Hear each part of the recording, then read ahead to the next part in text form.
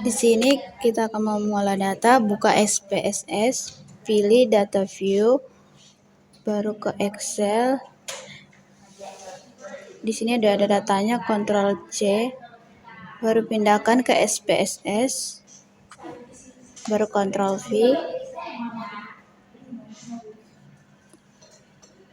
baru kita pilih variabel view. Di bagian name-nya masukkan X1, variabel X2, dan Y. Dan untuk labelnya kita pilih motivasi, dan X2-nya disiplin,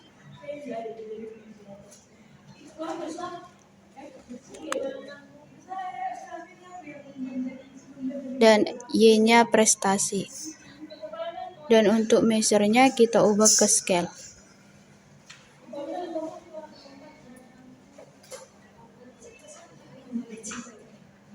Baru kita pilih analyze, regression, linear, baru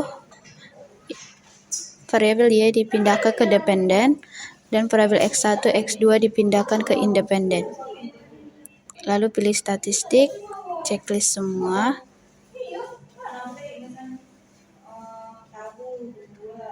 Continue, baru pilih plot. Jepret di X, srecit di Y. Pilih histogram, normal probability plot, dan continue. Baru ke save. Pilih unstandardized. Continue. Baru klik OK.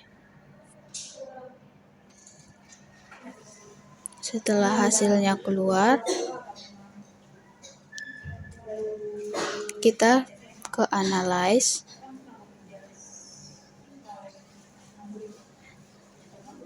non-parametric test, legacy dialog, dan one sample KS. Unstandardized-nya pindahkan ke test variable, berklik OK. Dan inilah hasilnya.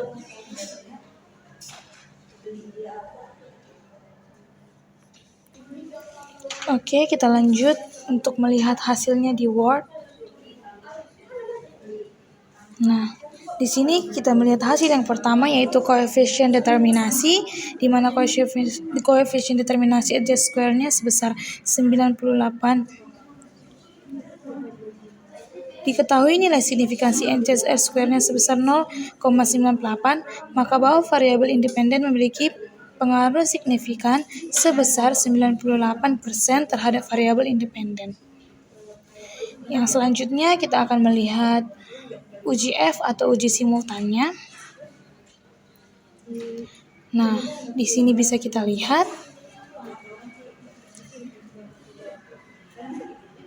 nilai signifikansinya itu sebesar 0,000, di mana dapat kita lihat bahwa nilai signifikansinya sebesar 0,00 lebih kecil dari 0,05, maka dapat disimpulkan bahwa terdapat pengaruh variabel X1 dan variabel X2 terhadap Y. Kita lanjut ke uji T atau uji parsial. Di sini bisa kita lihat yaitu variabel motivasi dan disiplin. Variabel X1 atau motivasi nilai signifikansinya sebesar 0,000 dan nilai X2 sebesar 0,29, di mana variabel X1 memiliki pengaruh yang signifikan terhadap variabel Y atau prestasi, dan variabel X2 tidak memiliki pengaruh secara signifikan terhadap variabel Y. Baiklah, selanjutnya kita ke uji normalitas. Dari histogram di atas diketahui bahwa pola histogram di atas berbentuk lonceng serta rapat, maka dapat ditarik kesimpulan bahwa data yang digunakan itu lulus uji normalitas. Yang kedua yaitu plot. Diketahui titik-titik pada grafik plot di atas mengikuti garis lurus yang dimana kita dapat menarik kesimpulan bahwa data yang digunakan lulus uji normalitas. Dan yang ketiga itu kolmograf.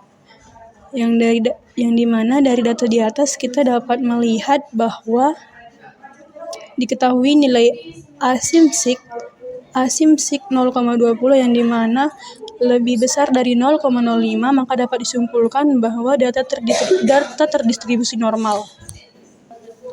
Baiklah, di sini kita akan melanjutkan uji multikolinearitas. Berdasarkan tabel di atas, diketahui nilai toleransi X1 sebesar 0,74 lebih besar dari 0,01 dan nilai FIF-nya varian inflation factor sebesar 1,33 lebih kecil dari 10.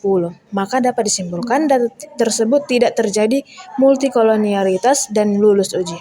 Dan berdasarkan tabel di atas, diketahui nilai toleransi X1 sebesar 0,74 lebih besar dari 0,01 dan nilai FIF-nya sebesar 1,33 lebih kecil dari 10, maka dapat disimpulkan data tersebut tidak terjadi multikolonialitas.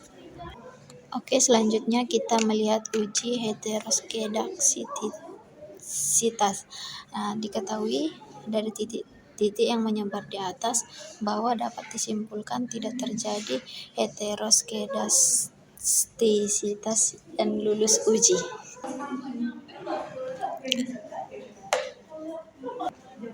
Untuk yang terakhir itu adalah uji autokorelasi. Dapat kita perhatikan di sini, DW-nya sebesar 2,183. Untuk uji autokorelasi ada syarat yaitu DU lebih kecil dari DW lebih kecil dari 4 dikurang DU. Dapat kita lihat pada tabel DU. Di tabel DU kita melihat di K2 karena variabel X-nya ada 2 dan data kita ada 20. Jadi kita dapat melihat di nomor 20 di K2 DU sebesar 1,5367. Jadi untuk DU di autokorelasi ini sebesar 1,5367 lebih kecil dari 2,183 lebih kecil dari 4 dikurang 1,537. Maka hasilnya dapat kita lihat 1,53 lebih kecil dari 2,18 lebih kecil dari 2,47. Diketahui nilai DW tersebut pada hasil di atas sudah memenuhi syarat, maka dapat disimpulkan bahwa data lulus uji dan tidak terjadi autokorelasi.